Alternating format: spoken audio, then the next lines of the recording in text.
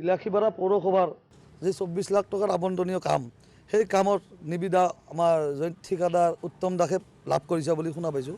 তেখেতে কাম কৰি আছে, কিন্তু তাতে যিটো ইষ্টিমেট অনুযায়ী যিখিনি কাম হ'ব লগা আছিলে সেই কামখিনি কিন্তু আজি আমি দেখিবলৈ পৰিলক্ষিত হোৱা নাই। জইণ্ট ঠিকাদাৰ উত্তম কুমাৰ দাসে তাতে পিছ নকৰি তাতে CC ব্লক, যিটো CC ব্লক আজিৰ পৰা 2 বছৰ আগত বিলাসীপাৰা চৰ অঞ্চলত এই CC ব্লকেদি ৰাস্তা তৈয়াৰ কৰি আছিল।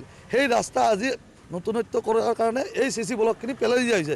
এই পেলনীয়া CC ব্লকখিনি জইণ্ট ঠিকাদাৰ উত্তম দাসে আৰু আপোনাৰ পৌৰসভাৰ যি বিষয়ববী আছে ইহঁতৰ মিলাপ্ৰীতি মিলি এই CC ব্লক আনি সেই ৰাস্তা আজি ৰিপেয়াৰিঙৰ কাম চলাই আছে।